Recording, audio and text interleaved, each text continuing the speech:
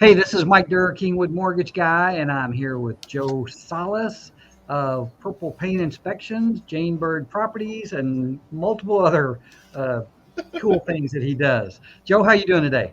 I'm doing well, sir. How are you, Mike?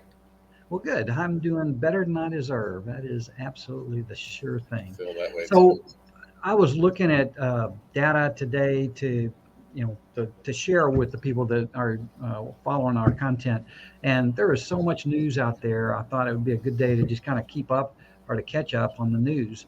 And some of it's real estate, some of it's mortgage rates, some of it's probably some questions that people have. I thought that'd be a reasonable way to start. What do you think? That sounds good. So, one thing, let me add this to the stream. Let's see what this does to us. Okay. So this is what mine looks like. And of course, we always want to say that with better credit comes a better home. We believe that. And that's what we kind of talk about.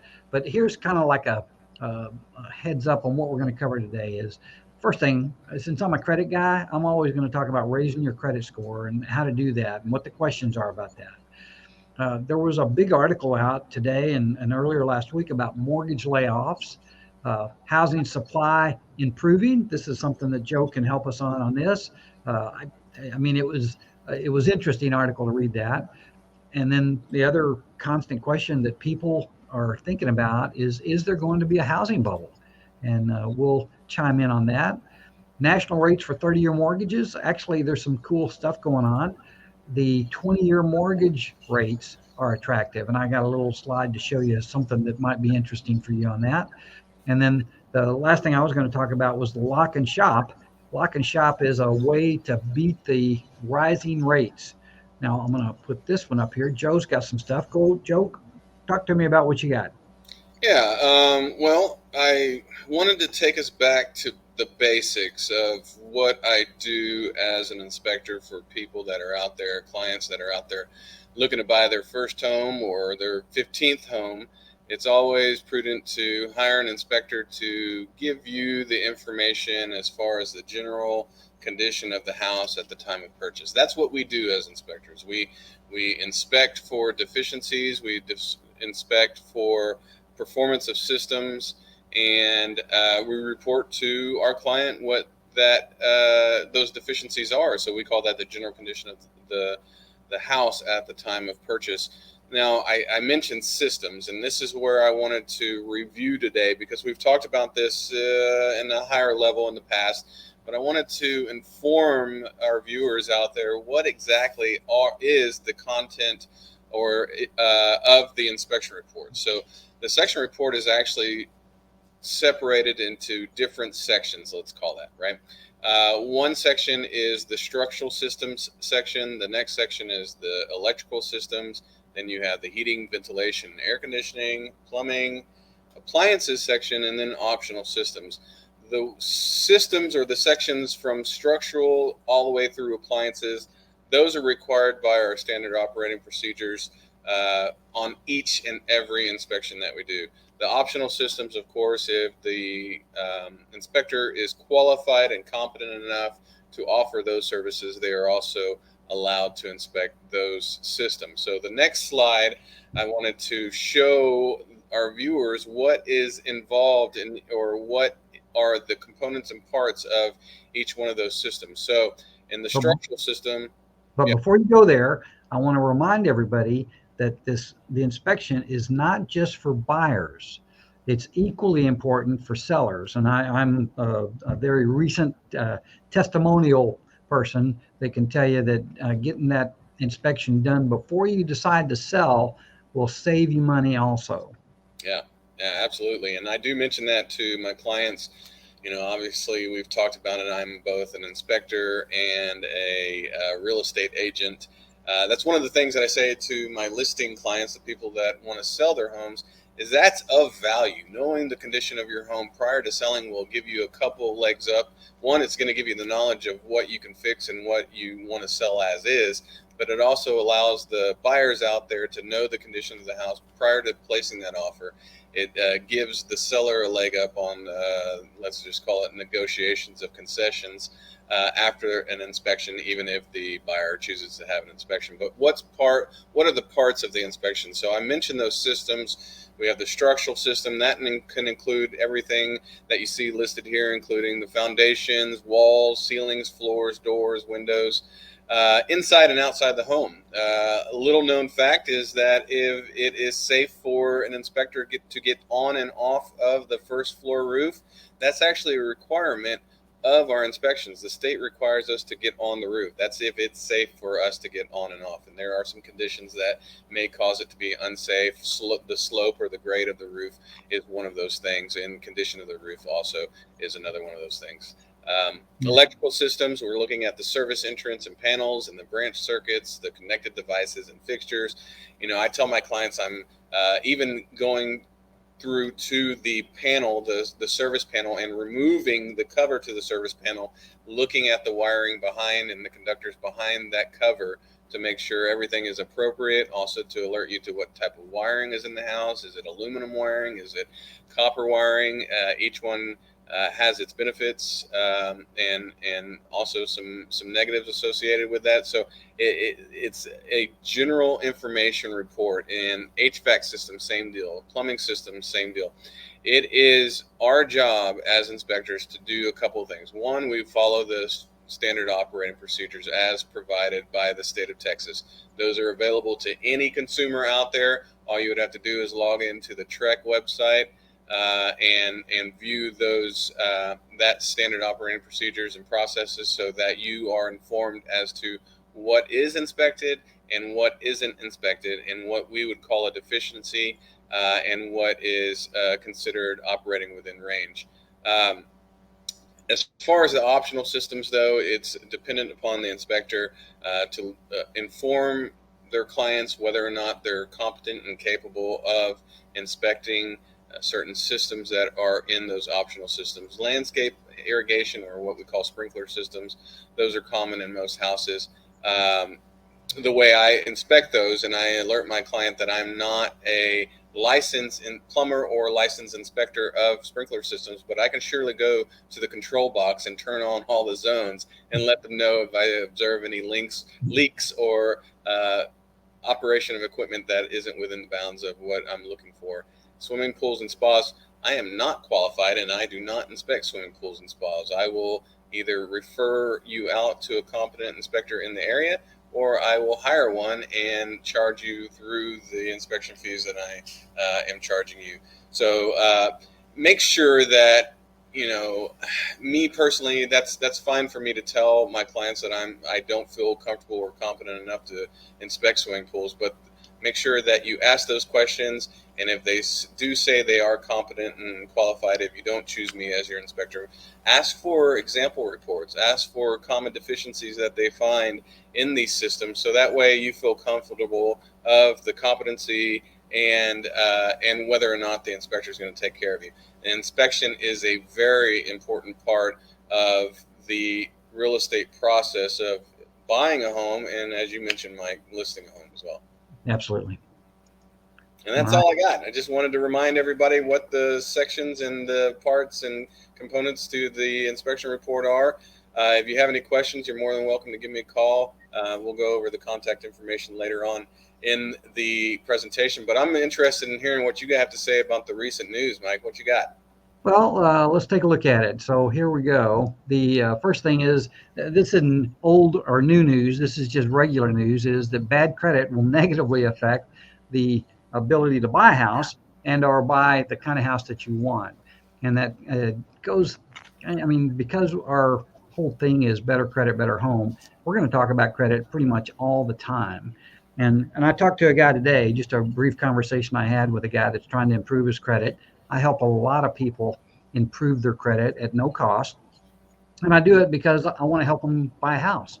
There's also a lot of credit restoration people out there that are not honorable, and they'll charge you $600, $1,300, whatever the cost is, and they don't do anything. So I always encourage you to check with me. And I found that about 1 out of 20, I actually refer to somebody that does credit restoration. So it's always a good idea to call me. It's free, it's cheap, and I'll give you, if you're pointed in the right direction, to get your credit improved. This guy, I told him there's a thing called an authorized user. Have you ever heard of an authorized user? Yes. Okay, so the reason you use an authorized user account is you've got a family member, sometimes it's a wife, sometimes it's a sister or brother, and sometimes it's a parent, is you can actually piggyback on somebody's good credit and their good paying characteristics to be your own. And this is particularly helpful when you have a very thin credit profile. And on this particular case, though, the guy was an authorized user for somebody that had a couple lates on it, and it had a high balance compared to the limit. And I told him, I said, dude, there's no reason you're an authorized user on this account. You've got to get that thing removed. And he listened to me. He heard me. He chose not to take my advice. But he did call me and he says, hey, I think my credit score is up. And one of his scores was up. The other two scores were about the same. And the way we work is we use the middle score. Since two of the scores hadn't changed, his credit didn't really change. That one bureau changed. And that was because he was using an Experian app. The Experian score improved. So I just, all I can say from that example is there's no reason in the world I'd give you bad advice. And if you want my advice, at least apply it. I mean, I think it'll help you. So that's the better credit part of it. Let's see what else I got here. So this is kind of interesting news. There were a bunch of layoffs today, and not just inconsequential layoffs, where Wells Fargo CFO Mike Santomassimo blamed here's the reason for the layoffs. Decrease in refinance activity, along with higher interest rates, for what he called the steepest quarterly decline in the mortgage arena since 2003. So that's kind of what we're going through right now. The average interest rates accompanying 30-year fixed mortgages have risen above 5% in recent weeks, a figure not seen since 2010, according to Business Insider. And I think I've made my notes over here. What did I do here? Anyway, the list of people that had laid stuff off, Wells Fargo has over 2,000 people that they're laying off. Chase is laying off over 2,000. Quicken Mortgage and Rocket Mortgage are both laying off a bunch of people. And the reason for that is that they had hired a bunch of people, not only processors, not only originators, but underwriters, all to take care of the immense number of people that were able to take advantage of refinancing. And the whole thing is that the fact that they're laying off a bunch of these people is going to be kind of interesting, and there's going to be a little less people to shop with, and a little, just because there are less people out there doing refis. Now, we're still doing refis. There are still reasons to do refis, but the number of people that you have out there that are calling and harassing you to do that kind of stuff is going to be less. There's also a whole lot of people that got into the business a little bit late because it was so lucrative. And guess what? They're having second thoughts about how wonderful the mortgage business is to make money in, because there's just not as many clients out there. So I thought that was kind of interesting as far as news in this case that relates to what's going on. The other part of that is that the housing supply is kind of in the news today. And I brought this map up to show you. These were, if you look, well, you may not be able to see this, but in the blue down here, these are the areas where the housing demand was low. The yellow represents stable. And then in red, these are the states that are hot. Now, there are a lot of states out there that are still red hot as far as housing supply and homebuyer traffic. But what's starting to happen, and we don't know if this is a blip or what, but I don't want to do that one yet. But the whole premise is that the news came out that there is starting to be an easing of inventory. So there's going to be a little more inventory out there based on one of the reports that we saw. I mean, who wants to live in North Dakota, Mike? Well, there you go. I mean, I heard a article today. Actually, was on the radio when I was driving my son to school this morning. There was they rated Houston area as the number one city area in the United States where people are moving into. So people are still migrating into the Houston area, which makes this market a little bit more resilient to some of those blips, but I am seeing a little bit more inventory pop up. I think it's a matter of the season, right? You see a lot of that happening at the end of the school year when people are ready to sell during the summer and move to wherever they need to go and get the kids back in school, if that's the case.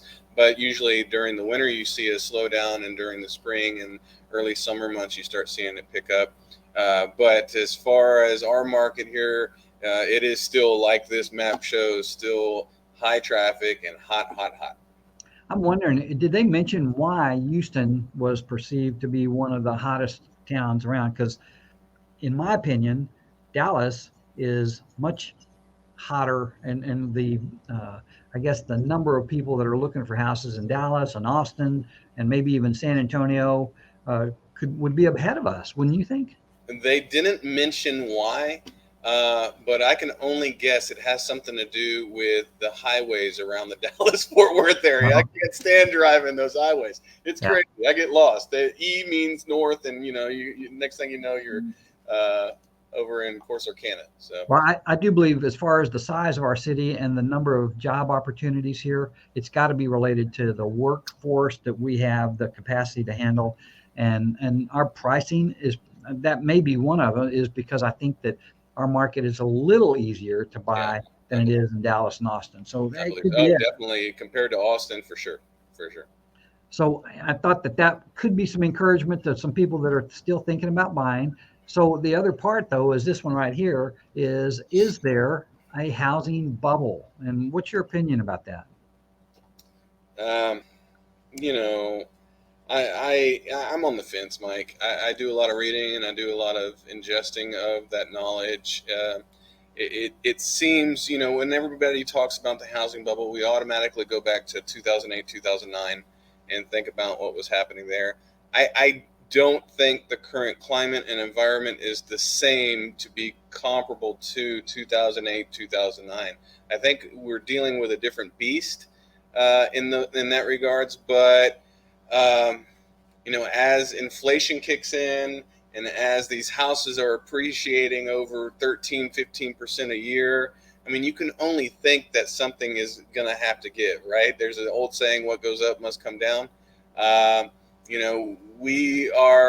believe I read another article that said this time period between 2008 and 2009, which was, we can call the last bubble crash of the real estate market, to today is one of the longest time periods in between the ebb and flow, the up and down of the normal cycles of real estate. So we are stretching the limit as far as the time in between those things that historically have been proven to happen on an average time period. So is it coming soon? Who knows? Is it coming at all? That's one of those things that I'll leave to the people that are smarter and make more money than me. Well, I'm going to take the opposite view on that, because I am convinced that there's not going to be a bubble. And if there's anything, there might be a little less air going into the balloon than what there has been, because it's been blowing up fast. Yeah. But because of the shortage of homes in this many states, I mean, who would have thought that homes, particularly up in these northern areas here, is still very they're having the same kind of waiting list and people standing in line to buy houses. And somebody explained this to me, that a guy named Barry Habib, who's well known as one of the top forecasters for what's going on in not only the interest rate but the housing market. And his comment was that we should blame it on the millennials. Now, if you're a millennial, I'm not blaming you for anything, but here's what he has looked at, and he's basically said that the millennials waited till longer to be in the first-time home buyer group. That's true. It's 25 to 30 years old, maybe. And he said most of the millennials are in their 30s, and they're just now buying their first home. They stayed home with mom, or whatever they did. But what they've done is they've put pressure on the housing market. And then, of course, we had the other part where we had a shortage during that COVID period where whatever the supply lines, the price of wood, the hard to get things just really stunted the building industry.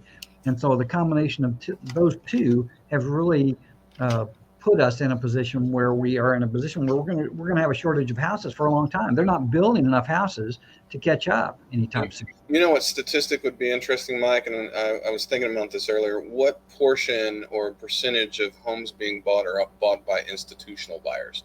Well, Because lately I've been seeing a lot of institutional buyers approaching me via email and giving me calls that say if I have a house that is off market that I know needs some work, to let them know. So that's something that I'd be interested in. well, I don't disagree with you because you know that the housing is one of the things that is a tool to fight against inflation. I mean, the price of a home generally goes up as inflation goes up, and so that is a very good hedge against inflation. And that's a message for anybody out there that's thinking about buying.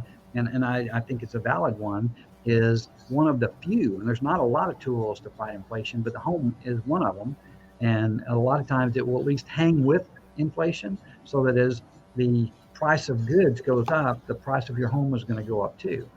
The other thing that's pretty much a slam dunk is the interest rates have shown some indications that they're slowing. And there's, again, Barry Habib, who I'm going to use again as my support for this, is indicated that there's almost a 95% chance that there's going to be a recession in the United States.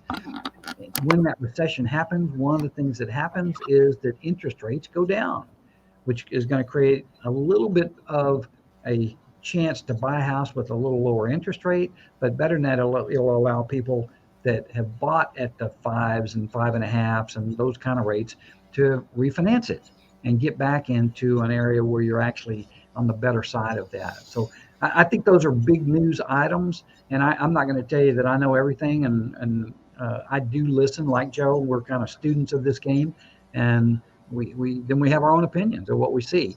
And the number of buyers just is too strong for this to be a bubble anytime in the near future, from my standpoint. You know, as soon as I say something like that, I'll probably get smacked. It'll probably happen next week. But You know what's funny is after we met last week on Tuesday, that's when the Fed raised the interest rates. What was it, a half a point? Yeah. And I had a gentleman call me. He's an investor client of mine. And he's like, "Hey, did you see that announcement?" And I said, "Yeah, but where's the market going? It was going opposite, right?" And then the next day, I'm glad I didn't buy into the market then. The next day, it crashed another 1,000 points. So, you know, you never know. It's like washing a car, right? Yeah. It's going to get dirty real quick. All right. So this is about mortgage rates. And what I wanted to do is I just wanted to show this graph. These are from the leading housing authorities, and it's really just what's going on with interest rates. And Fannie Mae, Kiplinger, Average, MBA, Freddie Mac, Realty Track are all tracking rates. And as you go towards the right, which is more like today, this actually report came out in April the 15th or 19th, something to that effect. And rates are right there. I mean, 5.25. If you get a 5.25 rate today, that's a really good rate. Most of the rates are a little higher than that on 30-year financing. Now, I did a little bit of analysis this morning just to kind of bring some reality to this. I looked at a 30-year refinance was going to be somewhere between 5 3/8 and 5.65. That's just what's going on today. One of the things that we learned, though, we talked about this last week about ways to lower the interest rate. Well, one of the things that I didn't even think about last week, but I studied on it, and getting a 20-year term right now is going to save you. It's got a better savings today than it used to have.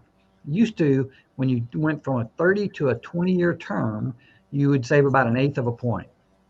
Today, you'll save 1/4% on the interest rate. And you go, well, that doesn't make much difference. Well, it kind of does. And I'll show you this. I'm hoping that you'll be able to see this.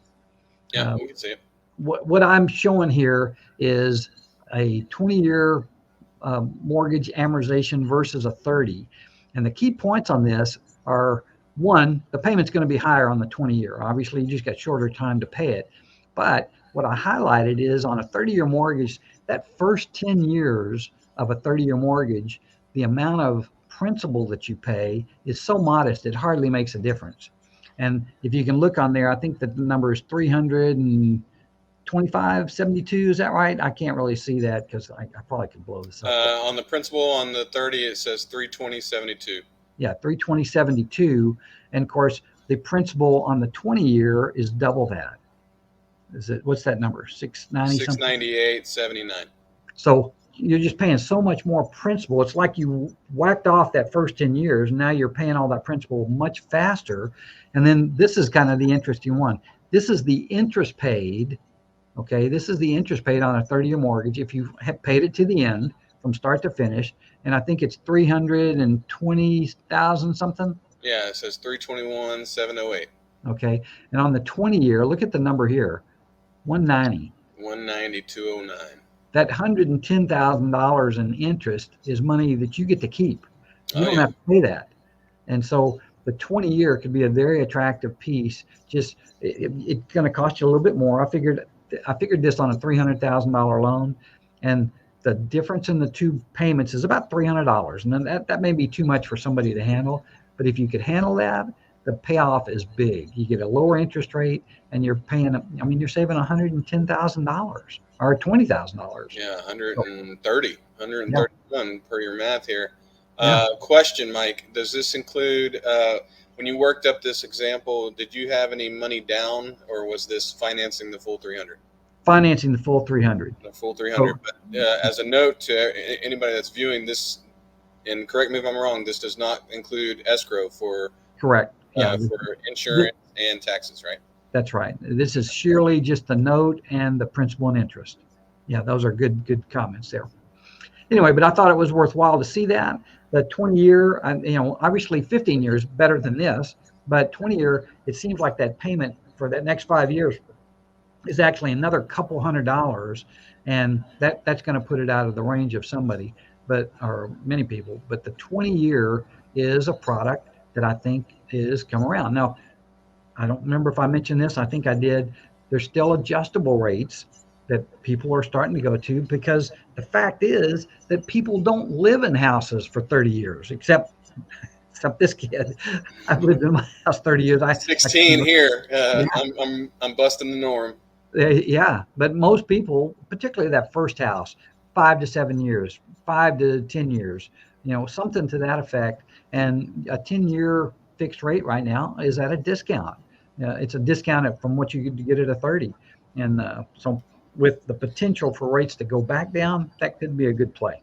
Mike, if I may have a request from you, maybe even next time we get back together, to dive a little bit deeper or explain a little bit more about the ARM mortgage, the ARMs, because I want to learn. I'm being a little selfish here. I want to learn a little bit more than what I know, and I think it might be something that could be a viable option for people out there that are looking for purchasing a home. Yeah, okay. I'll make sure I'll do that. Also, just an FYI, this particular form is simply an Excel spreadsheet, and I send this to people for free. It gives you, if you have a mortgage and you're watching this, I'll send this to you, and you can just plug in your data. It's kind of interesting how it works. Is you can plug in, I'm going to make right here, this little box right here, it says, I want to make $200 a month extra payment on my mortgage each time. And what it'll do is it'll recalculate it and show you how many years you can turn off by doing something like that. The other option is, if you're not going to be that steady, you could actually put that amount that you pay off in this column. So if anybody wanted me to send them that, just say amortization table and send it to Mike Durr, Kingwood Mortgage Guy, or Mike at mortgageguys.pro. I would definitely send that right back to you with a little video showing you how it works. Okay. And finally, I like to, this is something that's going on, that with interest rates going up, one of the companies that we work with has got a program that is a lock and shop. And what that does, it allows you to lock today's interest rates in for a 90-day lock, and you don't have to have a house. And what happens is if you go through and let's say 60 days later, you find a house, you'd still be operating on May the 10th interest rates. And what happens is if rates continue to go up, that could be a substantial savings. And keep in mind, in the last 90 days, rates have doubled from about 3% to 5.5%. So call me if you have questions about the lock and shop. This is for people that are getting ready to start looking. They expect to close the deal. It's not that easy to close a deal these days. Not so much the loan part. It's just getting somebody to accept your offer on houses. Is that correct, Joe? That's right. So a lock and shop is a great program. I wish this program was going on back in January. I wish I was smart enough to adhere to it and preach about it. Then we'd have people buying and really winning on the interest rate thing. But who knows where it could go? Yeah. Well, I have a question for you, Mike. I heard, let's just call it a rumor today, that interest rates were forecasted to go up to about 8% by the end of the year. What do you think about that? Well, I haven't heard rumors like that, but the speed with which they went up for the first 3 months of this year concerned me. And I've been in an 8 and 9% interest rate environment.